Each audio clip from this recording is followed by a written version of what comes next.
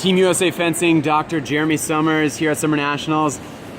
Now you are a very familiar face in the fencing community, but around the sports medicine table. Tomorrow, you yourself will be fencing. Why? Wow. It's taken me, so I guess there's a little backstory to this. I walked away from the sport May 1st, 2000 in Sofia, Bulgaria, my last World Cup to make the Olympic Games in 2000. I lost 15-14, didn't make it. That's the way it goes. Decided to hang it up cold turkey and go and get an education and come back and help out the sport in this manner. And it's taken me those 16 years from 2000 to 2016 to actually want to. And to actually be excited about it. And so I kind of am, and also my ranking dropped down to where I could fence a Div 2 and not get beat by these little kids, hopefully. So that's where we're at right now. People in Summer Nationals have really made a big deal out of it, which is kind of unfortunate. Because now there's a lot of pressure. There's going to be a lot of people by my strip. But I think it's fun. I think it's going to be fun to have the people get behind it, and I think it'll be fun just to be around and be on the strip again.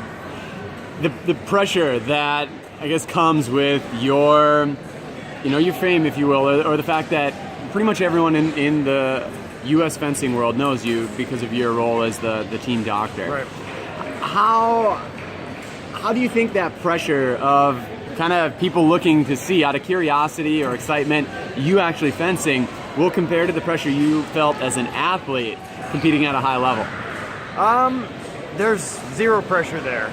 So a lot of the people that have actually been around fencing, the people who know me now, especially on the national team, the Olympians, they've never seen me fence. There's no videos, recordings. There are, but they're archived way far away. So they're interested to just be like, I've never seen this guy do anything, so I'm interested to see what he can do. But and also there's a few referees still around, and the older people who've been around fencing for a long time. They're just excited to see somebody get back into it a little bit. But the people that do know me and have never seen anything and didn't really know that I fenced, I think it'll also be fun for. There's not that much pressure. I guess the biggest pressure that I have is not to get injured. There would be some irony there. Especially since I've been in sports medicine, and no, I have not prepared enough because I've been traveling a lot. So the biggest pressure is A, don't get injured, and B, don't make a fool out of yourself. Because your body thinks it can do what it once did, as most people know when they age. I'm 39, I'm going to be 40 soon, so my body thinks it can do it because it's in my DNA. But if you haven't been training and haven't been doing it, it's really probably not going to happen. We'll see how it goes. So you talked about this is the first time in 16 years that you've actually really wanted to or desired to get back into it in a competitive capacity. When was it that you began feeling that and you said, you know what, Summer Nationals is going to be the day? Oh, wow. So long story. So really quickly, I went, this year I've been traveling with the national team a lot, and since September actually, and I just had this bug, and I was like, you see saber fencing nowadays, it's kind of frustrating. If you look back at the old tapes, the different timing, a little bit of the rule changes, of what is considered an attack or not an attack. I think I don't know. I think it took me a lot of time to get over my retirement back in the day and how I retired, and I just got this bug, and I think it was really around March, April, May is where I started considering doing something, and I kind of made a last-minute decision in Shanghai. I was with the national team, and I saw an email come out. It was like, last chance for registration for Summer Nationals, and I just went ahead and hit the button. Now, Dr. Summers, that's 1, 2, maybe 3 months maximum that you were seriously entertaining competing here.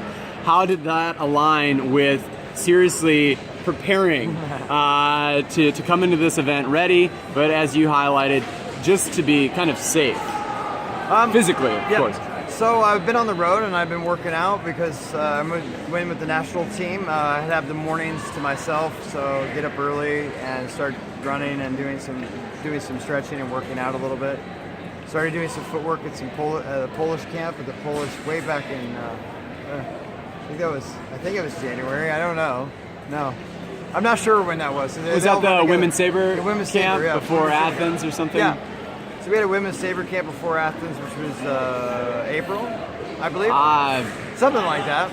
January, I think, or February. Yeah, so I guess it was even then I started like entertaining the idea of like doing some footwork, and so I started doing that a little bit. And then when I came back home, I haven't been home much. When I came back home, I went down to Michael DeSara's club and fenced with his kids a little bit. Not too much though. I haven't prepared as much as I should have. Well, we look forward to seeing you compete again tomorrow. 16 years out of retirement, and we wish you a safe and fun day. That's all I'm looking forward to.